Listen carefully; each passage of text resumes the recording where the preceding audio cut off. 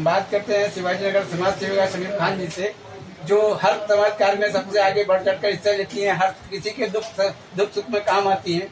आज हम बात करते हैं लॉकडाउन के टाइम दहशत में यहाँ शिवाजी नगर में सबसे ज्यादा मौतें हो रही हैं, और मौत होने के बाद लोग डीसी के लिए इधर उधर परेशान होते हैं, डॉक्टरों के पास चक्कर लगाते हैं। तो आप क्या बोलना चाहिए और किस तरीके से लोगों की मदद करेंगे?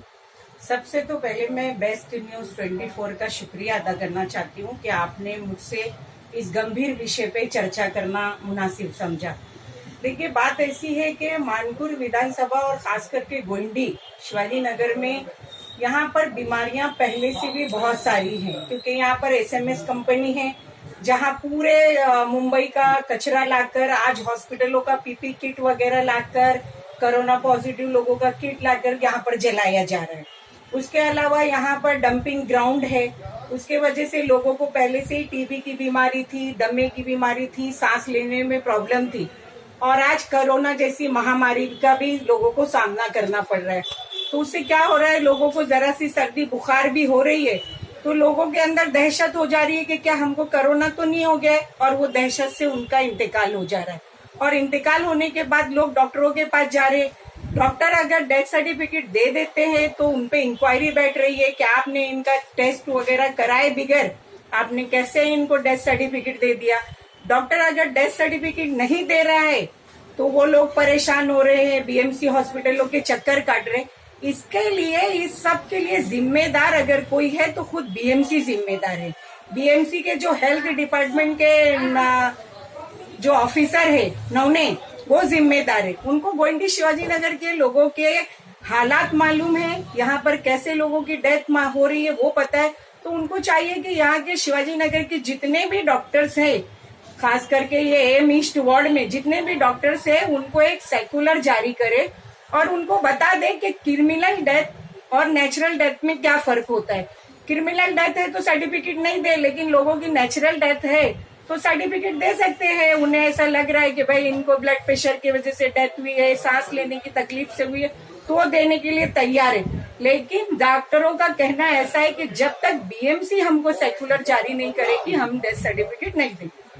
इसके लिए आपने किसी बीएमसी के किसी आला अधिकारी से आपने बात की क्या, या मतलब कहीं तक लोग जिस तरीके से यहाँ परेशान हो रहे हैं और जा रहे हैं, अगर नॉमिनी बीएमसी में नॉमिनी के बाद जाते तो बोलते हैं आपको राजावाड़ी मैयत लेके जाना पड़ेगा या शताब्दी लेके जाना पड़ेगा, उसका पीएम होगा, उसके बाद डेथ सर्टिफिकेट मिलेगा।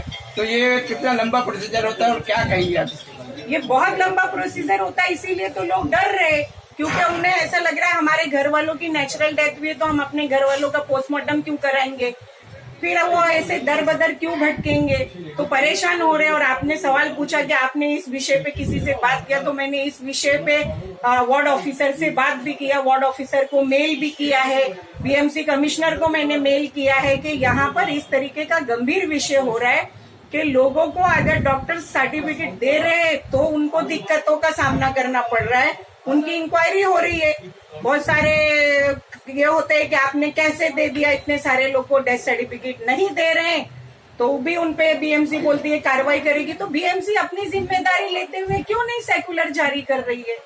तो इसका डॉक्टर को क्यों जिम्मेदार टारगेट बनाया जा रहा है, बीएमसी को क्यों नहीं अपनी जिम्मेदारी ले रही? देखिए, डॉक्टर को इसलिए टारगेट बनाया जा रहा है कि ये यहाँ इलाके में बहुत गुर्बत है, लोग कम पढ़े लिखे, लोग इतना समझ नहीं पा रहे, हर आदमी बीएमसी तक दौड़ के नहीं जा पा रहा, और बीएमसी अगर जाएंगे भी तो आज कोरोना की वजह से लोगों को बीएमसी के अंदर जाने नहीं दिया जा रहा है।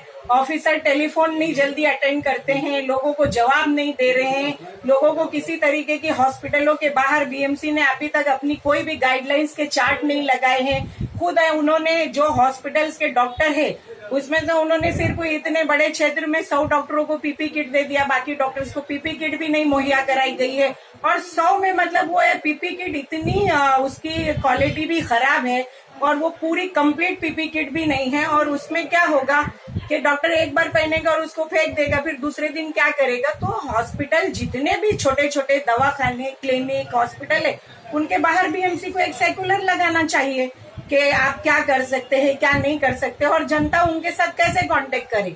जब बीएमसी में अंदर जाने नहीं दिया जा रहा है और ऑफिसर मिलने को तैयार नहीं है कोरोना के डर से, तो जनता क्या करेगी? वो ऐसे ही डॉक्टरों पे इल्जाम लगाएगी। क्या ये जनता का डॉक्टर के ऊपर इल्जाम लगाना सही है या बीएमसी पे इल्जाम लगाना चाहिए?